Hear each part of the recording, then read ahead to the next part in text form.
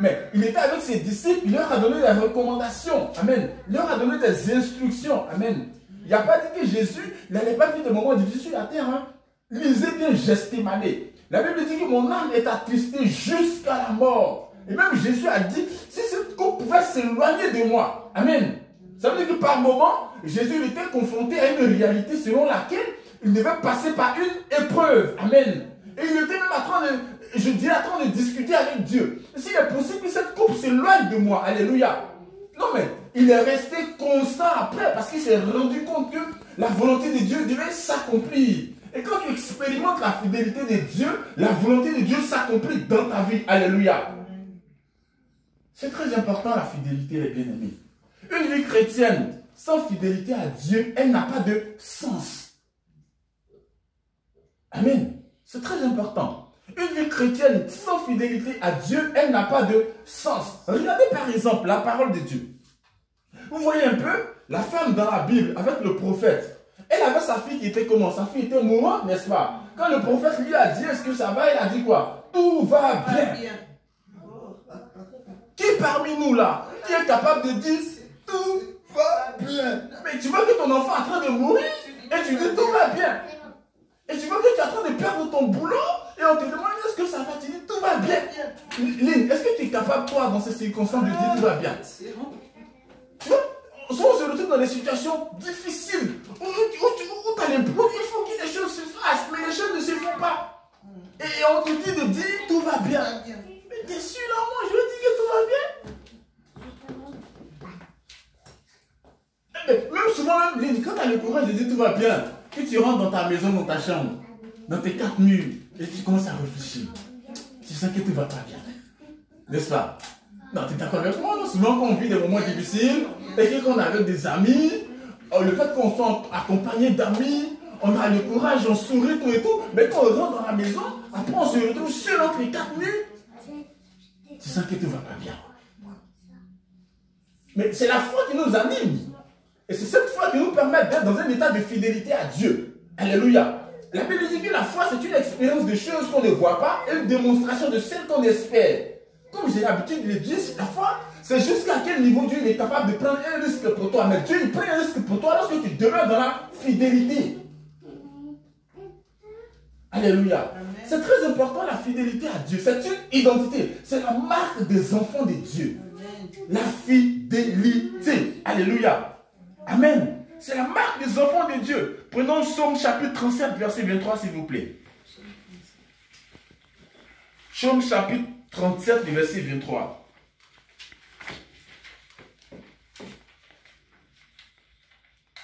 Qui a trouvé, puis fait la lecture. 35. Psaume chapitre 37.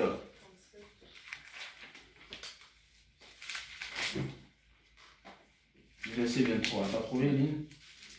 Vas-y. Yahweh a fermi les pas de l'homme, et il prend plaisir à ses voies. S'il tombe, il ne sera pas entièrement abattu, car Yahweh le soutient de sa main. Continue. C'est bon, verset 25. C'est bon? J'étais jeune et j'ai vieilli. Je n'ai pas vu le juste abandonné, ni sa prospérité dans son temps. Alléluia. Yahweh a fermi les pas de l'homme et il prend plaisir à ses voies. T'as vu? C'est-à-dire que Dieu, quand Yahweh a fermi les pas de l'homme, c'est Dieu a fermi ici dans le sens, c'est nous fortifier, nous rendre solides, terre à terre. Ce que tu vois, c'est nous permettre d'avoir de la force. Alléluia. C'est de nous permettre de résister face à l'adversité. Lorsque nous allons nous trouver dans le monde de la vallée de la mort, ou lorsque nous allons nous trouver dans les moments de sécheresse, Dieu nous affermit. Et la Bible dit qu'il nous affermit, qu'est-ce qu'il fait? Il prend plaisir à nos voies. Parce que lorsque Dieu t'affermit, il ouvre un chemin dans le désert dans lequel tu te trouves. Et il trace la voie dans laquelle tu dois marcher. Et il prend plaisir à cette voie. Mais il prend, la voie dont il est question, c'est l'attitude. Amen. C'est notre comportement. Amen. C'est comme on vit dans ces situations, Dieu il prend plaisir. Parce que Dieu il voit qu'on est fidèle. Mais il ne s'arrête pas là.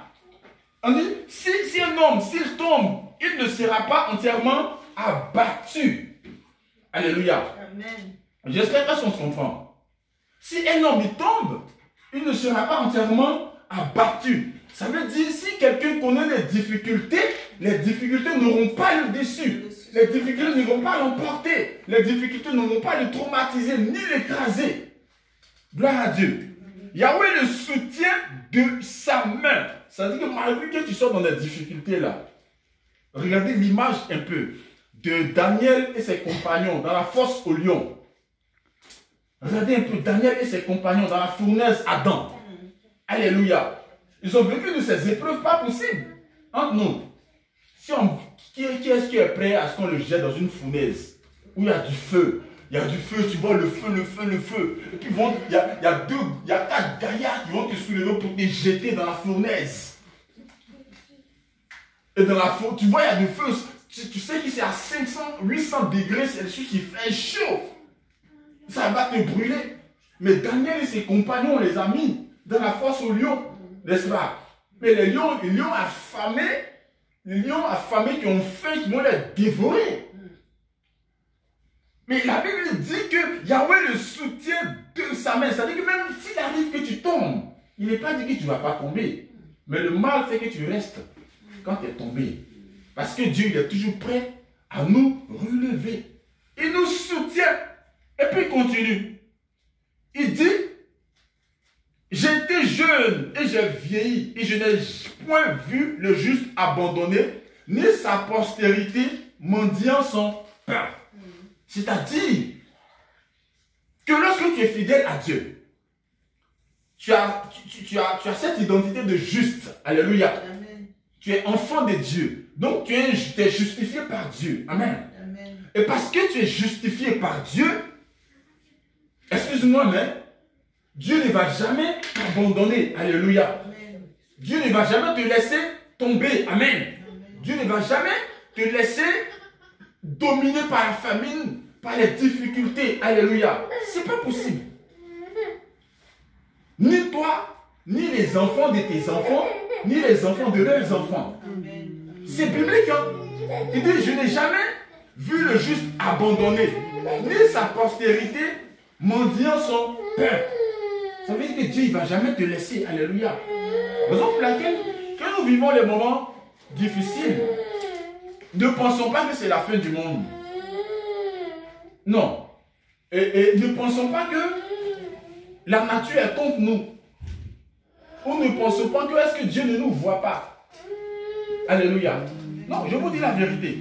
J'étais tellement habitué à m'attendre à Dieu en toutes circonstances.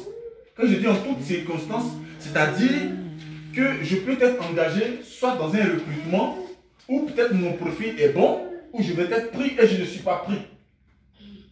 Ou, par exemple, je vais vous prendre un exemple terre à terre.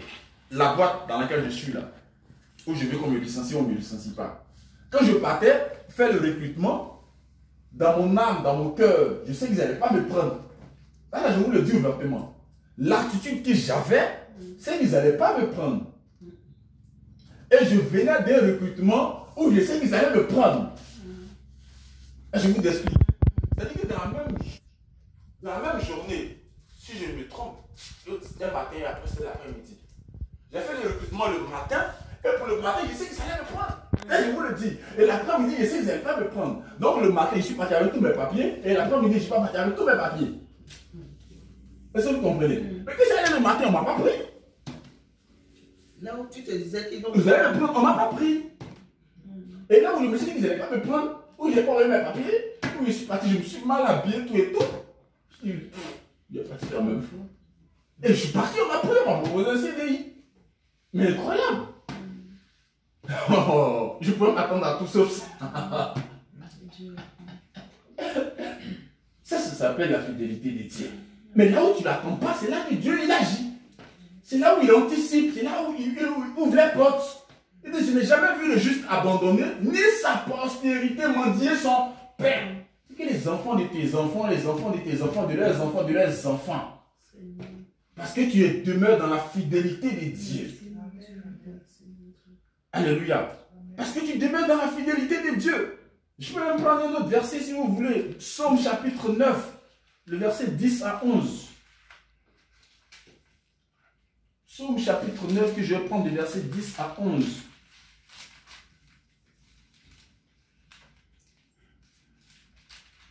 Dieu te bénisse. Psaume chapitre 9, verset 10 à 11. Il est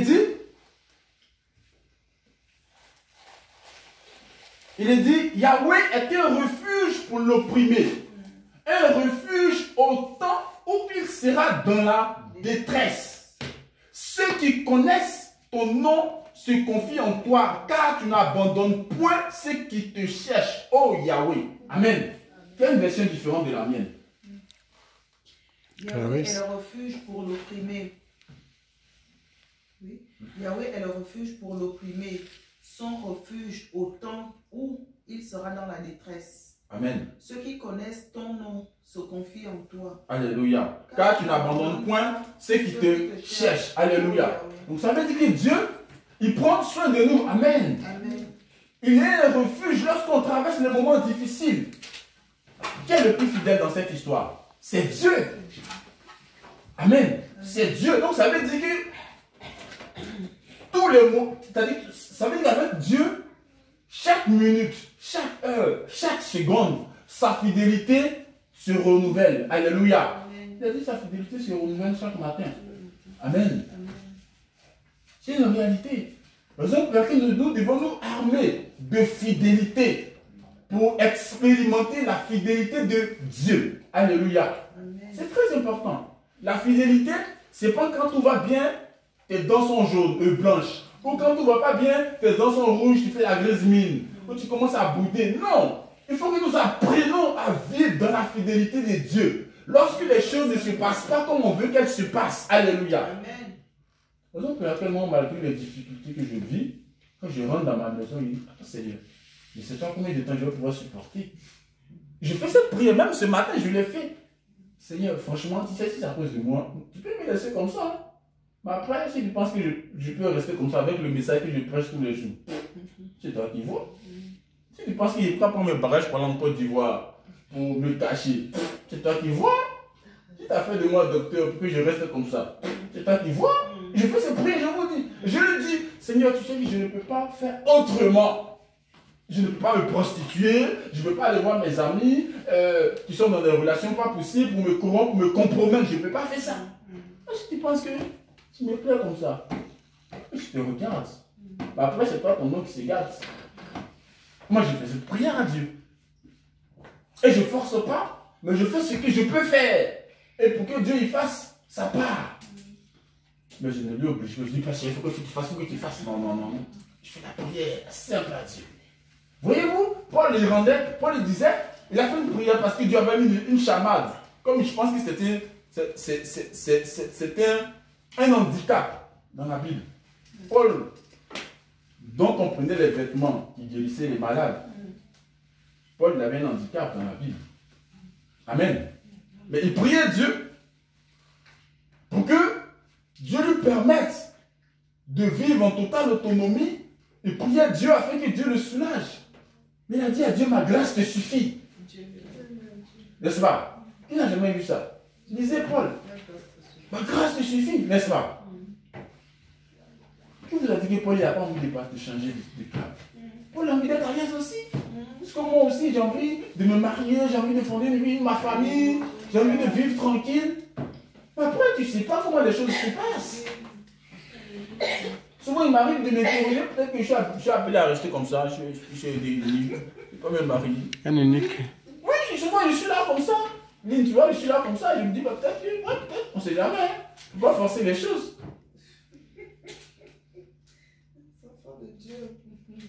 Voilà.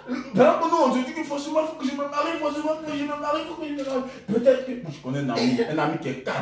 Il a marié, il a une jolie femme. Ils n'ont pas d'enfant. Il faut voir comment il a fond dans le ministère. Comment il a fond dans l'œuvre de Dieu. Et ils n'ont pas d'enfants. Quand je les vois, ça me fait mal. Ils n'ont pas d'enfants. Ils sont beaux les deux. Ils n'ont pas d'enfants. Mais tu ne peux pas savoir s'ils n'ont pas d'enfants si on ne te dit pas qu'ils n'ont pas d'enfants. La première fois, ils cherchaient les enfants un peu dans l'assemblée. Ils cherchaient les enfants. Non, mais moi, j'ai l'habitude. Mais ils n'ont pas d'enfants. Et ce n'est pas quelqu'un qui m'a dit qu'ils n'ont pas d'enfants. C'est moi-même, je sais qu'ils n'avaient pas d'enfants. Mais je sais qu'ils ont. Quand tu le vois, tu ne peux pas savoir qu'il n'a pas d'enfant. Les deux. Mais certainement la femme, elle prie pour que Dieu leur donne des enfants. Mais le monsieur, lui, en tout cas, il est à fond dans l'œuvre de Dieu. Et puis, il prie même pour les femmes qui n'ont pas d'enfants. Et les femmes, elles ont des enfants. Vous voyez comment les choses sont bizarres. Et puis, il donne les paroles de connaissance. Il dit, à telle année, Dieu va te faire grâce. Ta femme va tomber enceinte, elle aura un enfant. Et même, ils n'ont pas d'enfants. Moi, il y a mon grand frère qui est homme de Dieu, en Côte d'Ivoire, sa femme a fait combien de fausses couches? Il y a 6. Il a fait 6 fausses couches, un truc comme ça. Mais le gars, chez lui, on jeûne du lundi au mercredi. On jeûne du vendredi au dimanche. On mange que le jeudi. Il faut le voir. Il est à fond dans les jeûnes, dans les 40 jours, dans les 21 jours. Quand tu lui vendrais un ange. Tellement il est à fond dans les jeûnes. Mais souvent il marche comme ça, puis tu vois les gens tombent. Souvent quand il emprunte des voitures, les voitures transport en commun là. Tu vois les gens, les esprits, tu sais que les esprits, les gens tombent dans les voitures. C'est comme ça se passe, nous, comme on est habitué, on est vigilant. Mais c'est quelqu'un qui est comme ça. Sa femme a fait 6 fausses couches. Il prie, puis il tombe dans les voitures, non? Ta femme, elle a fait 6 fausses couches. Mais comment tu expliques? Comment Dieu il peut laisser ta femme faire 6 fausses couches comme ça? Aujourd'hui, ils ont 2 garçons, peut-être que j'ai un 3e, je ne sais pas. Aujourd'hui, ils ont 2 garçons. Il y a des épreuves par lesquelles on peut passer. Mais ça ne veut pas dire qu'on n'est pas fidèle. Et ça ne veut pas dire que Dieu n'est pas fidèle. Dieu, il est fidèle. Regardez l'histoire de Job. Mes frères, mes sœurs. Job, il a tout perdu. Job, il n'a pas régné Dieu. Job, il n'a pas maudit Dieu. N'est-ce pas? Job, il n'a pas maudit Dieu, mes frères.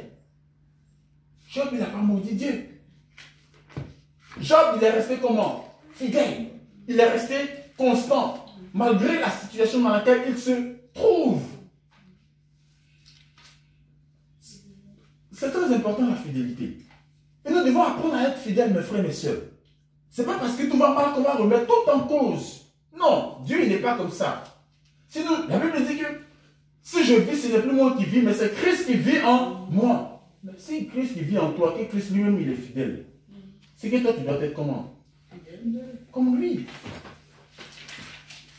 Tu dois être fidèle comme lui. Amen. Je vais lire 1 Jean chapitre 1, verset 9. Si nous confessons nos péchés, il est fidèle et juste pour nous les pardonner et pour nous purifier de toute iniquité. Alléluia. Même quand nous vivons des moments difficiles, que nos vies spirituelles ont du mal à décoller, que nous sommes dans le péché, quand nous nous repentons, il fait comment? Il nous pardonne. Alléluia. Mais si Dieu nous pardonne de nos péchés, pourquoi socialement, quand ça ne va pas, Dieu ne décante pas les situations? Donc lui, il y a un Dieu qui pardonne les péchés, il est fidèle dans les pardonner les péchés, mais il n'est pas fidèle pour décanter les situations dans la vie sociale de ses enfants. Non! Dieu, il est fidèle. N'est-ce pas? Il dit quoi? Si nous sommes fidèles, nous mangerons quoi? Les meilleures productions de ce pays. N'est-ce pas? Si nous sommes dociles, n'est-ce pas? Mais dans la docilité, il y a la fidélité aussi à Dieu. C'est une réalité, mes frères et mes sœurs. Ne remettons pas en cause l'action et la fidélité de Dieu dans nos vies. Ce n'est pas parce qu'à l'instant T, les choses ne passent pas comme elles doivent se passer que tu dois tout remettre en cause. Non. Avoir cette démarche, ce n'est pas une démarche de fidélité. Bon, ta fidélité est grande, Dieu. Ta fidélité est incomparable. Qui est comme toi, ô Seigneur, grande est ta fidélité. Alléluia. Nous devons apprendre à vivre comme ça. La fidélité. Et souvent tu évangélises. Mais quand tu te retrouves souvent en compétition avec quelqu'un qui n'a pas le Seigneur ou quelqu'un qui n'évangélise pas, ben toi, bizarrement, tu n'es pas pris ou tu ne passes pas. Et tu te poses des questions. Mais qui t'a dit que Dieu ne te voit pas? Dieu, il te voit. Regarde. Anne avec Pénina, n'est-ce pas? C'est ça, non? Oui. Regarde Anne. La Bible dit que Dieu l'a rendue stérile. Oula. Dieu m'a rendu stérile. Dieu ne veut pas que je connaisse la joie de l'enfantement, que j'ai mes enfants. Ça veut dire que Dieu est comme toi. Dieu t'a rendu stérile. C'est ce que la Bible dit, hein, on dit. Dieu l'a rendu stérile. Mais après, Dieu lui a donné des beaux enfants. Dieu lui a donné Samuel, qui a fait sa volonté. Alléluia. Dieu l'a béni. Mais imaginez-vous la frustration que Anne vivait. Parce que sa rivale avait tout le temps des enfants. Imaginez la frustration. Mais la Bible dit qu'Anne a tellement prié, vers la fin, elle n'avait plus de prière. Moi-même, vers la fin, il n'y a plus de prière. Moi-même, pour mon sujet de prière, là, je ne vous cache pas. Quand je mets mes genoux là, je suis comme ça, puis vers la fin, je prie dans ma tête. Souvent, je suis couché, quand je suis couché, je ne suis pas couché. Il n'y a plus de prière. La Bible dit qu'on allait proche le sacrificateur parce qu'Anne était ivre. Elle n'était pas ivre. Mais c'est parce que son sujet était devenu comme ça. Elle faisait comme ça. Parce qu'elle n'avait plus les mots pour s'exprimer. N'est-ce pas? Mais Dieu l'avait déjà dévancé. Mais Anne, est-ce qu'elle n'est pas restée fidèle? Elle est restée dans une posture de fidélité. Dieu a décanté la situation. N'est-ce pas? Elle est restée fidèle. Elle n'a pas failli. Regardez Lazare. Lazare est l'ami de Jésus. Lazare était malade. Mais Lazare il est malade et puis Jésus ne se bouge pas. Non. Ou bien, Jésus attend que Lazare finisse de pourrir là, attendre 4 jours dans le tombeau. Mais Jésus, il a fait combien de jours dans le tombeau? 8 fois. Il a fait 3. Il a fait un plus 1 pour que Lazare dure. N'est-ce pas? Il dit pour que Lazare dure plus que maintenant dans le tombeau. Pour qu'il sache comment c'est qu'on appelle mourir. Jésus a fait 3 jours. Bon, on pourrait dire bien que Jésus a peur de la mort. Non. Lazare a fait combien? 4 jours. N'est-ce pas, Georges? Ah, ça fait 4 jours. Est-ce que Jésus ne savait pas que Lazare était dans cette situation? Non. Lazare était en décomposition. Déliez-le. Il l'a délié. La fidélité de Dieu. Mais bien aimé, apprenons à ressentir la fidélité de Dieu. Alléluia. C'est important. Apprenons à ressentir la fidélité de Dieu. Même si sur ta carte bleue, il n'y a plus d'argent. Il faut apprendre à ressentir la fidélité de Dieu. Alléluia. C'est important. Hein? Moi, je vous parle là, vous voyez ma vie. Il n'y a pas les milliards, il n'y a pas les millions, il n'y a pas l'argent. Mais apprenons à ressentir la fidélité de Dieu. Amen. Apprenons à intégrer le fait que tout va bien. Tout va bien. Tout va bien avec Jésus. Comment des fois on vit les moments difficiles? C'est important. Et quand tu vas passer ce cap, tu vas voir que le Seigneur sait que tu es avec lui. Tu es avec lui. Tu es avec lui. Alléluia. Aïe, c'est très important. C'est un mot, c'est petit, mais c'est très profond. Et ça décante, ça ouvre les portes. Parce que là où les gens ils vont trimer, tu vas voir que les choses vont se faire. Pas parce que tu es important, non, mais ça s'appelle la fidélité de Dieu. Parce que tu n'es pas dans la déloyauté, parce que tu n'es pas de l'impolitesse. Regarde les enfants. Les enfants que les parents ils aiment, ce sont les enfants qui sont obéissants, n'est-ce pas? Ah, je vous dis ouvertement, hein. Les enfants, les parents que moi je connais, ils aiment leurs enfants qui leur sont obéissants. Mais c'est pas comme ça. Amen. Si tu es impoli, tu insultes ton papa qui t'a dit va te payer les baskets des Adidas. Non. Non, on va te payer les Adidas. Non. Si tu montres du respect à tes parents, ils ne vont pas te payer les Adidas. Mais si tu es obéissant à tes parents, ils vont te payer les Adidas. Quand tu es obéissant à tes parents, que ton papa il vend comment on appelle, chez Gros Sport ou bien comment dirais, chez Carrefour, quand il voit un vêtement qui est joli, automatiquement il pense à ton enfant. C'est comme ça. C'est comme un homme et une femme qui sont mariés. Mais quand tu es une femme, que tu fais la joie de ton mari, mais quand ton mari, il va au supermarché, il pense, il voit un truc, un beau vêtement, il dit, oh, maintenant il se voit, il voit son épouse dans le vêtement. Mais c'est pas comme ça. C'est comme ça. C'est pareil avec la femme. Quand elle a un mari qui est bien, mais quand la femme elle sort, elle va, oh, je vois un beau costume, je vois mon époux dedans. Mais c'est pas comme ça. C'est comme ça avec Dieu.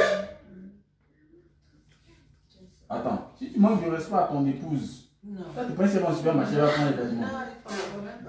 Elle va prendre la clica. Direct. Même pas. Même pas. Même pas. Et c'est comme ça avec Dieu. Quand Dieu il regarde sur la terre et puis il voit un truc qui est bien, il dit, ouh, je vois ma fille Adèle là, ça là, si je la vois dans un truc comme ça, c'est trop bien. Dieu il a des réflexions comme ça aussi pour nous. Donc ne pensons pas que Dieu est là pour nous juger. Non. Dieu il a ce sentiment de paix qu'il anime pour nous. Ah, je vois mon fils Jojo, je le vois très bien dans une voiture comme ça. Oui, Dieu il voit comme ça pour nous. Dieu n'est pas là pour nous traumatiser, comme certains, ils sont là comme ça, des trucs dans les méthodes, dans les trucs, Dieu. Non. Tu es dans une relation, oui, une relation qui est fluide avec nous. C'est ça, la fidélité de Dieu. Raison pour laquelle, si par moment on a douté de la fidélité de Dieu, il faut qu'on se remette en cause. Il faut qu'on revienne à notre premier amour. Alléluia. C'est très important. Parce qu'il n'a jamais dit que ce ne sera pas difficile. Mais il a dit que tout est possible. Il faut prendre les dieux dans ses paroles. Il a dit que tout est possible. Amen. Il n'a pas dit que ce ne sera pas difficile. C'est là où le problème se pose. Mais avec lui, tout est possible. Et donc, parce que tout est possible, il faut te mettre dans la posture de fidélité. Tant que tu ne t'attends pas à Dieu, t'inquiète pas, Dieu ne va pas s'attendre à toi aussi. Il a dit, je me laisse trouver par celui qui me cherche. Il y a dans la fidélité. Mais tu le cherches de façon occasionnelle. Donc ça veut dire que Dieu est ton fétiche.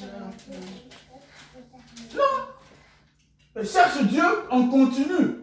Fais de lui ton état, ta façon de vivre. C'est ça.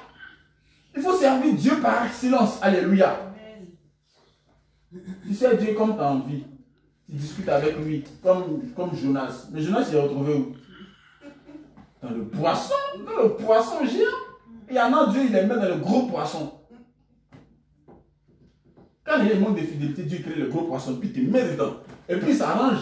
Il s'arrange qu'on ne te touche pas. Il s'arrange que tu ne rétrogrades même pas, que tu n'abandonnes pas sa main. Il s'arrange à ce que tu vives dans le poisson. C'est comme Dieu t'envoie à Ninive et puis tu arrives à dire sur le carrefour, tu vas à droite ou d'aller à gauche pour aller à Ninive. Ça, ce n'est pas la fidélité de Dieu, mes frères et mes sœurs. Et Jonas, il a fallu que Dieu envoie un poisson pour le prendre. La fidélité de Dieu, ce n'est pas ça. Oh. Alléluia. Ah oui, il faut qu'on fasse attention. Dieu ne nous a jamais laissé tomber. S'il t'arrive de douter de la présence de Dieu, de la fidélité de Dieu, mon frère, il ne faut pas que tu doutes de la fidélité de Dieu. Alléluia. C'est très important. Je prends Psaume 46. Psaume 46.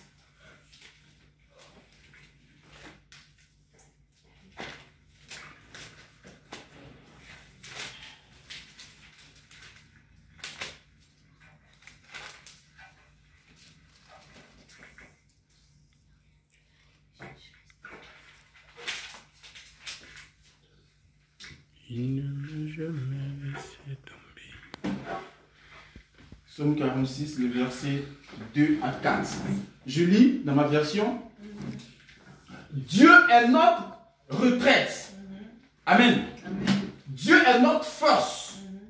Dieu est notre secours qui ne manque jamais dans les détresses. Alléluia. La parole de Dieu, elle est là. Dieu, il est qui? Il est notre retraite. Il est notre cachette.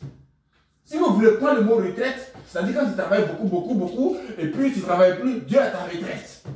Il va pourvoir. Alléluia. On continue. Dieu, il est notre force. C'est-à-dire que quand tu n'as plus de force, quand tout est fini, quand tu sais que tu te sens faible, il est ta force. Alléluia. Il est notre secours. Comment Dieu il nous secourt? Quand on est dans un danger, alléluia. Lorsqu'on est face à l'adversité, Dieu il est notre secours. Qui ne manque jamais dans les détresses. Oh, c'est-à-dire que les 3 éléments que je viens de citer là, quand tu es dans la détresse, les 3 éléments sont présents. Alléluia. C'est pourquoi nous ne craindrons point quand la terre est bouleversée. Oh, Yeshua. Quand il y a les vents et marées, on ne craint pas parce qu'on est dans l'assurance. Et que les montagnes chancellent au cœur des mers. Vous voyez un peu la métaphore, comment est-ce qu'il s'est souligné?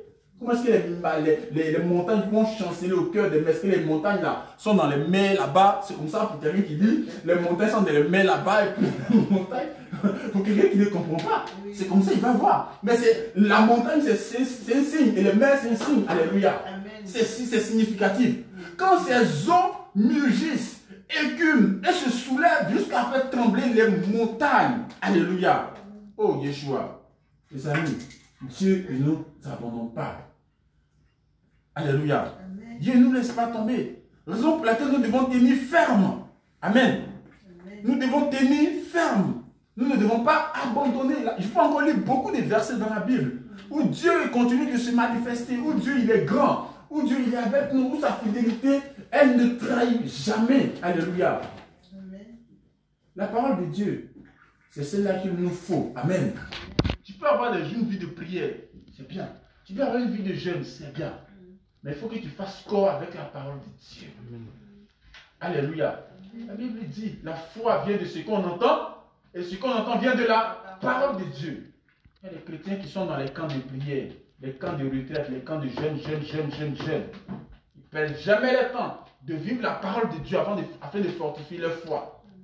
Mais ils sont toujours en train de faire les jeûnes, prière. La prière, là, elle est très efficace. C'est important de prier. Mais c'est important de savoir pourquoi on prie.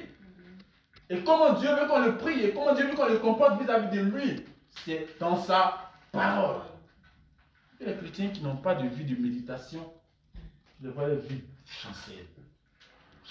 Parce qu'ils ne comprennent rien. Alléluia.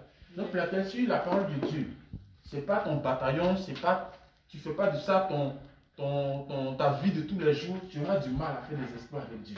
Alléluia. Gloire à Dieu. Que le Seigneur nous bénisse. Amen. Est-ce qu'il y a quelqu'un qui a des interrogations, des questions par rapport à la parole que vous avez? On peut échanger, puis après on va prier. C'est important.